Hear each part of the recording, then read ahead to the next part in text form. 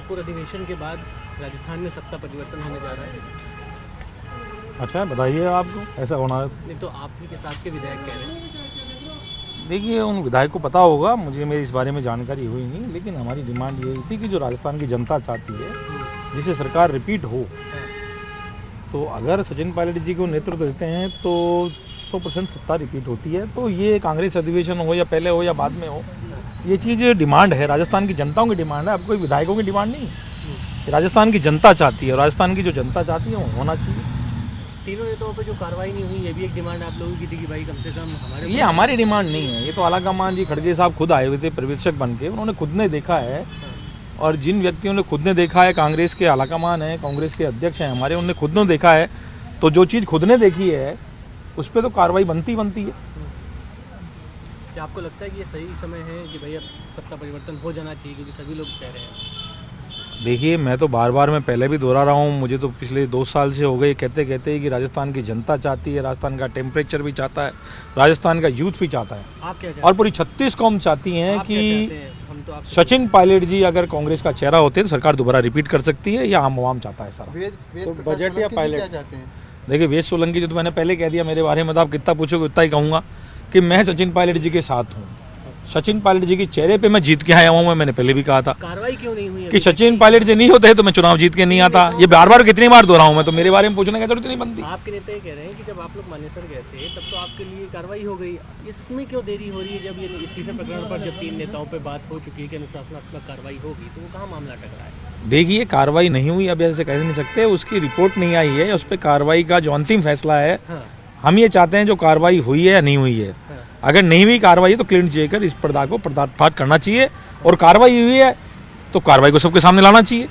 अभी तक सबके सामने नहीं आया है, इसका पटाश्य नहीं हुआ अभी तक कि कार्रवाई क्या हुई, नोटिस दिया उसके बाद में क्या कार्रवाई, इसकी जानकारी सबको मिलनी चाहिए। पूछा है आपने आलाकमान से? देखो, आलाकमान से तो हमने पहले भी कहा था, और राजस्थान की जनता पूछ रही है। अब तो हाईकोर्ट में पूछ लिया था, हाईकोर्ट में भी कहा था कि इस्तीफे दबाव में दिए गए थे, स्वेच्छा से कोई इस्तीफे दिए नहीं गए थे। आपने दिया 2 दिन के प्रकरण के बाद में कई विधायकों ने कहा था कि हमसे तो जबरदस्ती लिखा लिया, या हमें पता नहीं था, या ऐसा कुछ कहा था, आपके सामने कहा था, आपकी मीडिया में कुछ विधायकों ने कहा था।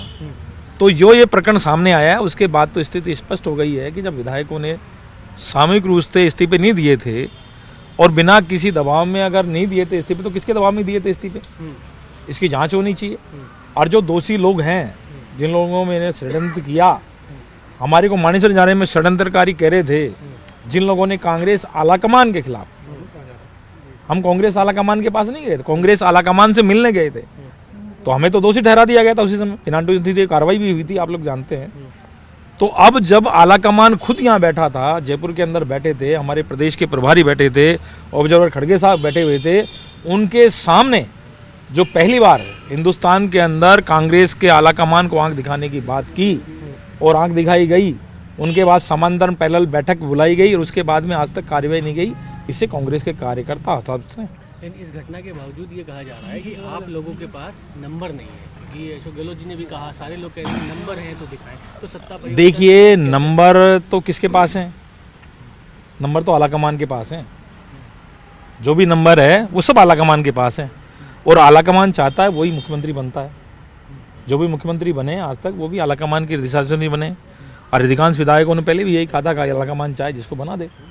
तो नंबर गेम है, तो आप नंबर गेम लाके बता दो ना, खुद लाके बता दो ना, नंबर गेम पूरे हैं तो अशोक गहलोत की आलाकमान की इच्छा पर ही है। तो जो आलाकमान जब बने थे तो आलाकमान की इच्छा पे बने थे, नो डाउट, लेकिन कांग्रेस के कार्यकर्ताओं की इच्छा उस समय भी थी, राजस्थान की जनता की इच्छा उस समय भी उनकी इच्छा थी कि सचिन पायलट जी राज्य के मुख्यमंत्री बने, ये इच्छा थी। तो ऑफिस वाले कितने विधायक हैं आपके साथ, ये बताइए? देखिए, हमारे पास पूरे विधायक हैं, जितने भी कांग्रेस के विधायक हैं हमारे साथ हैं,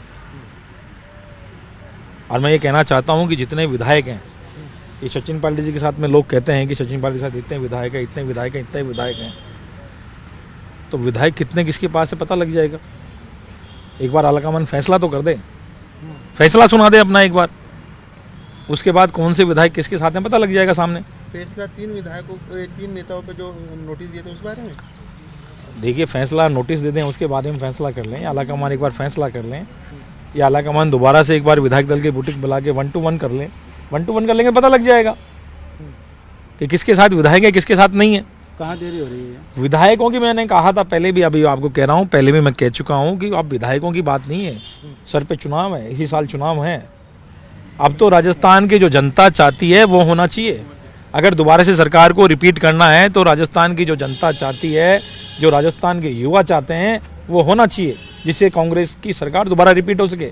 और दोबारा रिपीट एक ही चीज हो सकती है कि जब सचिन पायलट जी होंगे तो सरकार दोबारा रिपीट होगी। क्या विधायकों ये मैं नहीं कह रहा हूँ, राजस्थान की जनता चिल्ला चिल्ला के कह रही है। क्या विधायकों के ऊपर सरकार किसी तरीके का दबाव बना रही है किसी न किसी तरीके से कि नहीं, कोई दबाव नहीं है, कोई किसी तरह का दबाव नहीं है। देखिए, कोई किसी तरह का दबाव नहीं है, और दबाव कोई मानता भी नहीं है। दबाव कोई किसी का कोई नहीं मान रहा है।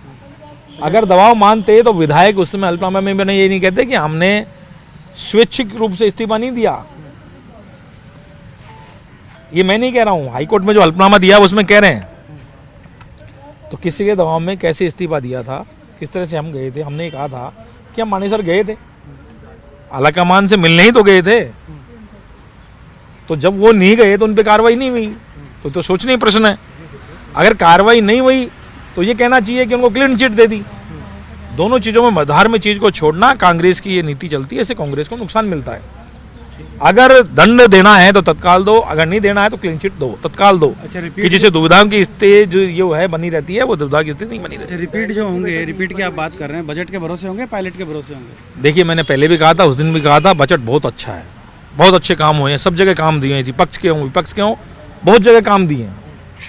लेकिन सरकार अगर बजट से काम से अगर उससे रिपीट होती तो दोनों बार पहले भी हो जाती।